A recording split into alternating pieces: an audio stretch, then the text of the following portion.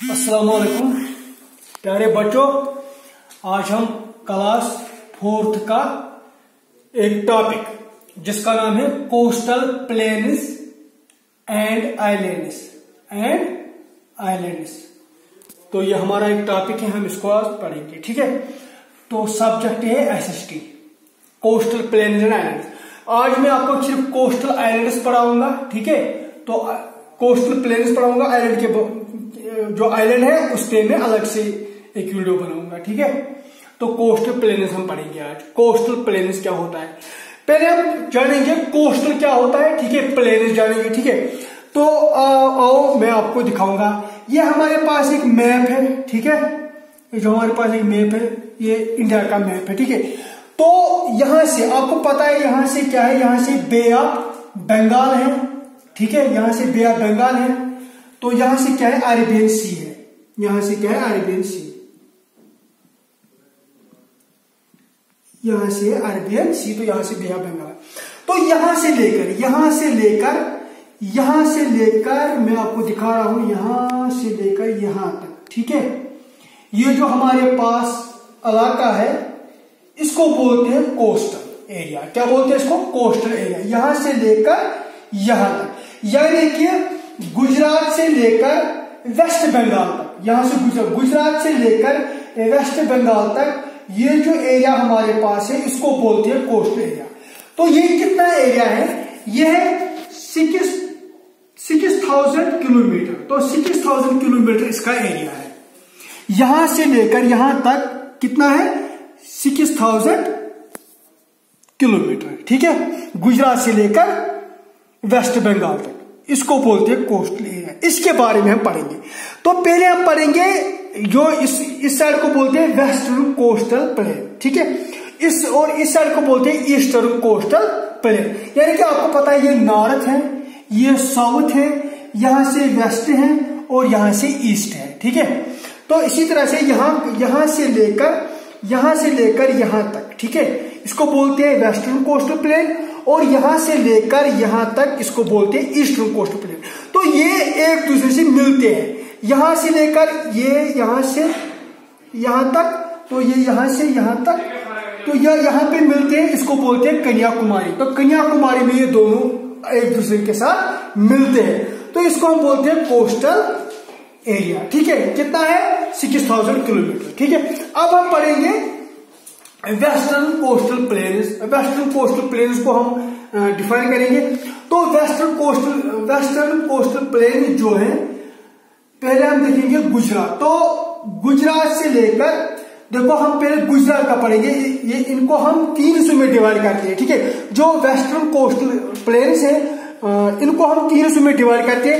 एक को हम बोलते हैं गुजरात। ठीक है, गुजरात कोस्ट। दूसरे को हम बोलते हैं कोंकण कोस्ट। तो तीसरे को बोलते हैं मलाबार कोस्ट। तो तीनों को एक एक करके पढ़ेंगे। ठीक है, तो यहां से लेकर हम स्टार्ट करेंगे गुजरात से लेकर, यानी कि यहां से एक एरिया है जिसको बोलते हैं गल्फ ऑफ कच्छ। यहां से गल्फ ऑफ कच्छ यहां से तो गल्फ ऑफ कच्छ से लेकर गल्फ ऑफ खम्बट, यानी कि इसको बोलते हैं खम्बट, यहां तक। ठीक है, तो यहां से लेकर यहां तक। ठीक है, तो इसको बोलते हैं गुजरात कोस्ट। इसको क्या बोलते हैं? गुजरात कोस्ट। यहां से लेकर यहां तक, यानी कि ये कहां से कहां तक है? गल्फ ऑफ कच्छ से लेकर गल्फ ऑफ खम्बट तक। तो उसके बाद हम जाएंगे, उसके बाद पढ़ेंगे कोंकण कोस्ट। कोंकण कोस्ट जो है ये यहां से गल्फ ऑफ खम्बट से स्टार्ट होता है, और आपको पता है यहां पे क्या है, एक स्टेट है जिसका नाम है गोवा। ठीक है, तो ये यहां गोवा तक है। ठीक है, गोवा तक यहां तक ये है। ठीक है, तो ये जो कोंकण कोस्ट है, कोंकण कोस्ट में क्या आता है, इसमें मुंबई आता है। ठीक है, मुंबई एक बहुत बड़ी सिटी है, तो वो इसी में आती है। ठीक है, उसके बाद अब हम जाएंगे मलाबार कोस्ट। ठीक है, तो मलाबार कोस्ट कहां से कहां तक है? तो एक बात मैं कहना आपको भूल गया, ये जो कोंकण कोस्ट है वहां पे हमें दिखाई देता है लाइट हाउसेस। वहां पे लाइट हाउस है। आपको कंफ्यूजन होने की कोई जरूरत नहीं है। लाइट हाउस क्या होता है? जैसे कि आपको पता है कि यहाँ से समुद्र में जो जहाज वगैरह होते हैं वो रात को भी चलते हैं और दिन को भी चलते हैं, ठीक है। तो आपको पता है समुद्र के नीचे भी बहुत बड़े बड़े पहाड़ होते हैं, ठीक है, तो उसमें भी बहुत बड़े पहाड़ होते हैं।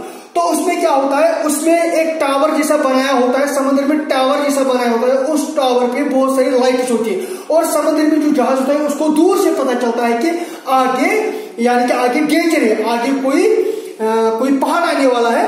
तो इसी तो लाइट हाउस उसको मतलब आगाह करता है कि आगे डेंजर है, ठीक है। तो वो जो लाइट हाउस है वो कोनकन जो इलाका है वहां पे कोनकन कोस्ट जो है वहां पे काफी हमें दिखने को मिलते हैं। उसके बाद हम जाएंगे मलाबार कोस्ट को पढ़ेंगे। तो मलाबार कोस्ट जो है वो कोनकन कोस्ट से लेकर यहां से यहां तक, ठीक है, वो यहां से यहां तक लेकर यहां तक है, ठीक है, ठीक है, तो कन्याकुमारी तक, ठीक है, इसको बोलते हैं मलाबार कोस्ट। तो इस मलाबार कोस्ट में क्या है, इस मलाबार कोस्ट में लोगून पाए जाते हैं। ये लोगून क्या होता है, यानी कि आपको पता है कि यहां से मैं आपको दिखाऊंगा कि मान लीजिए लोगून क्या है, ठीक, देखो कुछ नहीं है बल्कि यहां से मान लीजिए कि ऐसे, मतलब ये जो एरिया होता है कोस्ट एरिया ऐसे होता है, ठीक है। तो यहां से पानी होता है, ठीक है, यहां से पानी होता है,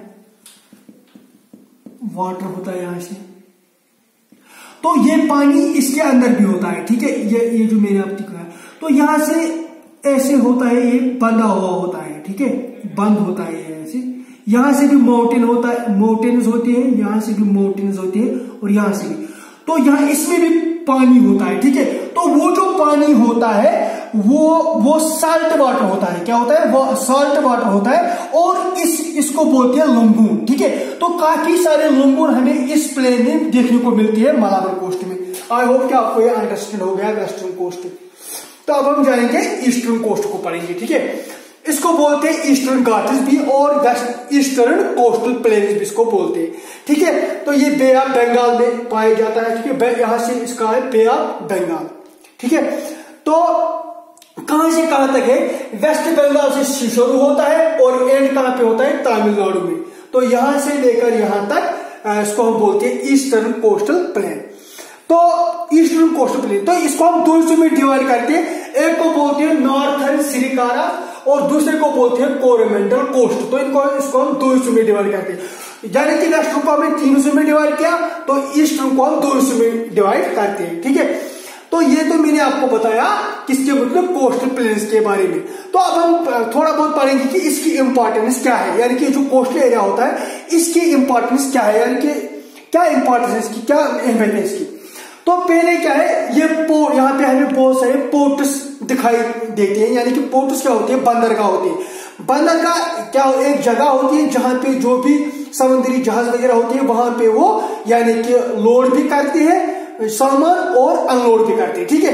तो पोर्ट्स होते हैं, तो वहां से वो दूसरे कंट्री में जाते हैं, जो सप्लाई माल वगैरह जो सप्लाई होती है तो दूसरे कंट्री में छोड़ते हैं, ठीक है। तो इससे ये ट्रेड वगैरह जो हिंदुस्तान का है वो अच्छा, इससे मतलब अच्छा रहता है, ठीक है। तो पोर्ट्स हमें यहाँ पे दिखाई देती है, तो ये पोर्ट्स इनकी बहुत सारी अहमियत है। दूसरा ये जो होता है, ये जो कोस्ट एरिया होता है ये बहुत ही फर्टाइल एरिया होता है, क्योंकि हमें पता है कि यहाँ पे पानी ही पानी होता है, ठीक है। तो इसकी वजह से क्या होता है कि ये जो एरिया होता है बहुत ही फर्टाइल होता है और यहाँ पे जो खेती बाड़ी वगैरह की जाती है उसमें लोगों जो किसान वगैरह होते हैं उनको काफी मुनाफा मिलता है, क्योंकि वहां पे जो मिट्टी होती है वो जरखेज मिट्टी होती है, मतलब कोई भी फसल वो वहां पे उगा सकते हैं और उनको अच्छा खासा वहां पे प्रॉफिट मिलता है। उसके बाद और एक इंपॉर्टेंस की ये है कि वहां पे फिशिंग वगैरह होती है वो हमें देखने को मिलता है, क्योंकि यहाँ पे सबसे ज्यादा जो मतलब ये जो यहाँ पे बे ऑफ बंगाल है, तो यहाँ पे अरेबियन सी है, तो यहाँ पे जो किश्ती चलाने वाले होते हैं, जो मुल्ला वगैरह होते हैं वो वहां पे फिशिंग वगैरह करते हैं और वो जो फिशिंग वगैरह होता है एक तो अपने कंट्री में उसको बेचते हैं, साथ साथ वो फॉरेन कंट्रीज को भी बेचते हैं, तो उससे भी उनका अच्छा खासा जो बिजनेस है वो चलता है। तो उसके बाद इसका और एक इंपॉर्टेंस ये है कि ये टूरिज्म के लिए बहुत ही फायदेमंद होता है। यानी कि बहुत सारे कंट्री, बहुत सारे देशों से लोग आते हैं इस कोस्ट एरिया को देखने के लिए, क्योंकि वहां पे बीचेस वगैरह होते हैं। तो उन बीचों पे लोग आते हैं, टूरिस्ट आते हैं और वो वहां पे एंजॉय करते हैं। ठीक है, तो ये था importance of coastal planes. I hope कि आपको ये अंडरस्टैंड आ गया होगा।